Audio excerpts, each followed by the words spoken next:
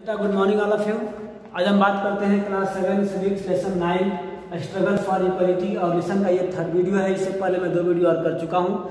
अगर आप नहीं देखें तो यूट्यूब से जाकर उसको देख लें। तो आज का टॉपिक्स है तमाम मदद से संघ। चूँकि हमने देखा था कि लोग अपने इक्वलिटी को, राइट को लेने के लिए क्या करते हैं, स्ट्रगल करते हैं। उसी प्रकार के स्ट्रगल की हम लोग स्टोरी पढ़ेंगे, किस तरह से लोगों ने अपनी बात को सरकार तक रखने के लिए या अपनी बात को सरकार को पहुंचाने के लिए, अपनी बात को मनवाने के लिए किस तरह से लोग काम वर्क करते हैं। इन तमाम बातों को हमने पिछले टॉपिक में देखा था, थोड़ा सा इंफॉर्मेशन ली थी। लेकिन आज हम उसको डिटेल में पढ़ने वाले हैं इस टॉपिक में कि किस तरह से लोग, इस जो संघ के लोग थे, तमाम मत्स्य संघ के लोग थे, उसको अपनी बातों को रखने का काम किया था गवर्नमेंट के पास। तो ये कहाँ की घटना है, तो आपको बताया गया था पिछले वीडियो में कि जो आपका तमाम मत्स्य संघ जो है आपको मध्य प्रदेश की ये जो संघ था उसने कैसे अपनी बातों को गवर्नमेंट तक रखा, इसको देखते हैं। आइए, अगर आपके पास बुक अवेलेबल है सिविक्स का तो पेज नंबर 105 को ओपन कर लीजिए ताकि आप लोग लाइन बाय लाइन उसको देख सकें। आइए, वेन डैम देखिए, तवा मतलब से क्या है, एक डैम है जो बिल्ड किया गया था और उसको फॉरेस्ट एरिया जो है डिक्लेयर कर दिया गया था सेंचुरी बनाने के लिए, एनिमल्स के लिए। तो वहाँ पर thousands of people are displaced, यानी कि जो डैम और सेंचुरी की वजह से जो वहाँ पर हजारों लोग रहने वाले थे उस एरिया में, उस विलेज में या उस लोकेशन पे, उन्हें वहाँ से हटना पड़ा, डिस्प्लेस होना पड़ा। Whole village are uprooted and people are forced to go and build a new homes, यानी कि सभी जो उस एरिया में रहने वाले लोग थे उनको वहाँ से हटा दिया गया जबरदस्ती। उन्हें ये कहा कि तुम यहाँ से जाओ, अपना नया घर जो है अलग प्लेस से बनाओ और फिर से अपने जीवन को स्टार्ट करो कहीं और जा करके, यहाँ से तुम जगह को खाली कर दो। क्यों? क्योंकि जब डैम बनती है तो डैम के जो अपर पार्ट्स होता है तो वहाँ क्या होती है, वाटर स्टोर होने से जो वहाँ की विलेज होते हैं, जो फर्टाइल लैंड होती है, ये जो और उनके रिसोर्सेस होते हैं वो सब डिस्टर्ब हो जाते हैं। इसलिए उन्हें वहाँ लाइफ सर्वाइव करना संभव नहीं हो पाता है। इसलिए जो गवर्नमेंट होती है उन्हें अदर प्लेस पर डिस्प्लेस होने के लिए जो है फोर्स करती है। या जो वहाँ पर जो फॉरेस्ट था सेंचुरी, जो एनिमल सेंचुरी के लिए, यानी कि एनिमल रिजर्वर्स के लिए, उन्हें हटा दिया गया वहाँ से जबरदस्ती कि भाई तुम कहीं और जाओ और अपना वहाँ पर फिर से नया घर बना करके अपनी लाइफ को स्टार्ट करो। Most of this peoples are poor, उसमें सबसे अधिकांश जो वो पुअर थे, जो पीपुल थे वो गरीब से आते थे। इन अर्बन एरियाज टू बस्ती, आप देखे होंगे शहरों में भी क्या होता है कि ऐसी वो एरिया होती है जहाँ पर झुग्गी झोपड़ी बनाकर, स्लम बनाकर लोग रहते हैं। तो सरकार क्या करती है, भाई तुम यहाँ से हटो और तुम शहर से कहीं बाहर जा करके क्या करो, उन लोगों को करती है, यानी कि बस्ती को खाली कराने का आपने कई सारे मूवी में भी देखा होगा। मूवी में क्या करती है गवर्नमेंट या बड़े जो ट्रेडर्स होते हैं, जो टेंडर लेने वाले होते हैं, वो कहते हैं इस नई बस्ती को, अपनी बस्ती को खाली करो और इसके बाद जाकर कहीं और आप लोग जा करके घर बना के रहो। तो basti in which poor people live are often uprooted, यानी कि उनको हटा दिया जाता है। Some of them are relocated to area outside the city, और शहर से कहीं बाहर जाकर रहने को मजबूर किया जाता है। Their work as well as their children is schooling is severely disturbed because of the distance from the outskirt of the city of this location.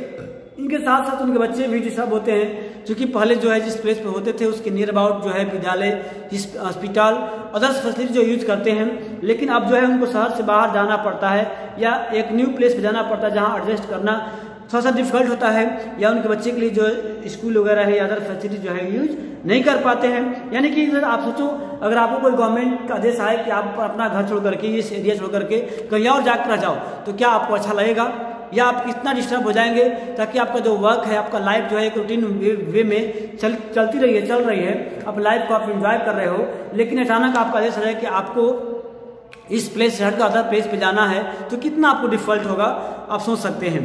तो this displacement of the people and communities is a problem that has become wide spread in our country, यानी कि sir पूरे country में एक तरह से एक बहुत बड़ी समस्या है डिस्प्लेसमेंट होने का किसी भी कम्युनिटीज और के पास जो है। तो people usually come together to fight against this, यानी कि जो भी लोग उसमें रहने वाले लोग होते हैं उस एरिया में क्या करते हैं, सब एक साथ मिलते हैं, एक ग्रुप बनाते हैं और उसके अगेंस्ट में फाइट करते हैं, विरुद्ध में लड़ते हैं कि नहीं हम यहाँ से डिस्प्लेस नहीं होंगे, हम लोग यहाँ से हटेंगे नहीं। There are several organisations across the country fighting for the rights of the displace. इस प्रकार से पूरे अगर हम देखा जाए कंट्री में तो ऐसी बहुत सारी संस्थाएं हैं जो गवर्नमेंट के अगेंस्ट में जो है अपने अधिकारों को लेकर के फाइटिंग होती रहती है। In this chapter we will read about the Tawa Matsya Sangh. हम लोग इस लेसन में इस टॉपिक में तवा मत्स्य संघ के बारे में पढ़ेंगे। और फेडरेशन ऑफ फिशर वर्कर यानी कि एक मछुआरे की एक संघ है जो कोऑपरेटिव जो है and organisations fighting for the right of the displacement forest dwellers of the Satpura forest in Madhya Pradesh. यानी कि मध्य प्रदेश सतपुरा फॉरेस्ट में जो सेंचुरी गवर्नमेंट बनानी थी तो वहाँ से लोगों को हटाने की बात फॉरेस्ट डिवेलर्स को या जो मछुआरे वर्कर्स थे जो वर्क करते थे आपको उसमें तवा मत्स्य संघ में, तो उन दोनों लोग ने क्या हुआ ऑर्गेनाइज हुए, एक साथ हुए और फिर क्या किया सरकार के अगेंस्ट में फाइट किए। Originating in the Mahadev hills in Chhindwara district of Tawa एक रिवर्स है जो फ्लो करती है बेतल तवा प्लेस में जो बेतल्स है, तो वहाँ पर डैम बनता है।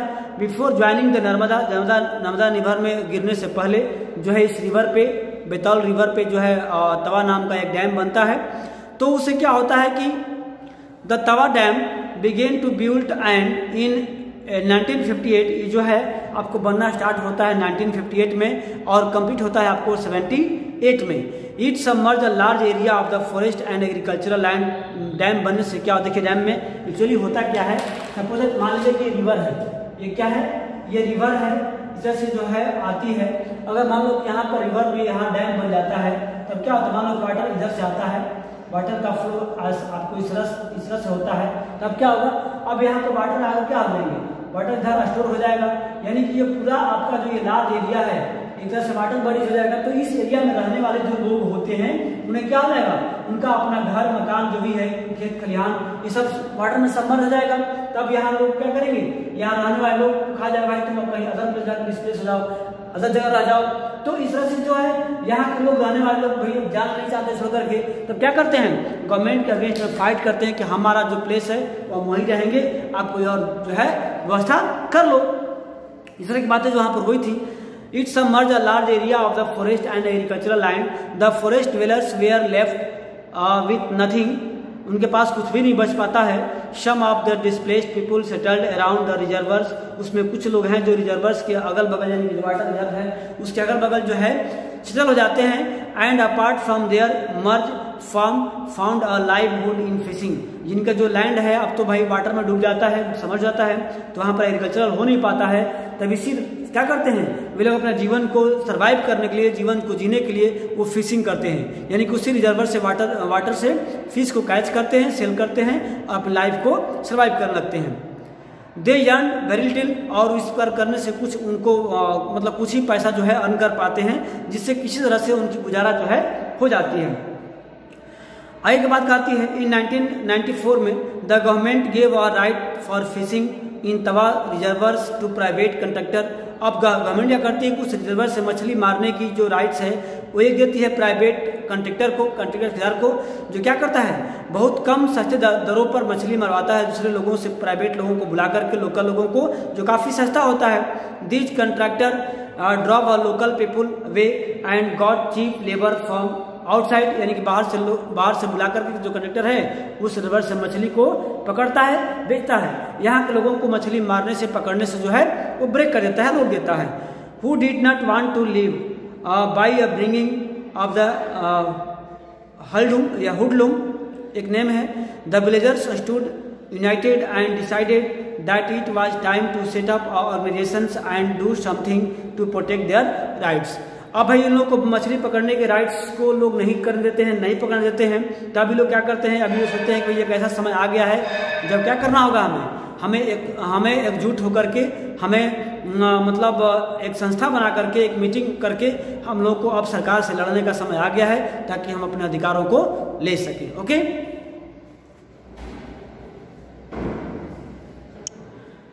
द न्यूली फॉर्म्ड तवा मत्स्य संघ TAMS ऑर्गेनाइज रैली करता है, चक्का जाम करते हैं, रोड ब्लॉक करते हैं, जगह आपको पता ही होगा। Demanding their rights to continue fishing for their survival से लाइवहुड। लोगों ने अपने ताकि इस राइट के लिए हमें पहले की तरह मछली पकड़ने दिया जाए ताकि हम लोग वही अब एक साधन बच चुके हैं लाइफ को सर्वाइव करने के लिए। इस राइट से हम मतलब डिनाई नहीं किया जाए। तो लोग चक्का जाम करते हैं, रैली निकालते हैं, सरकार से अपनी डिमांड को रखते हैं।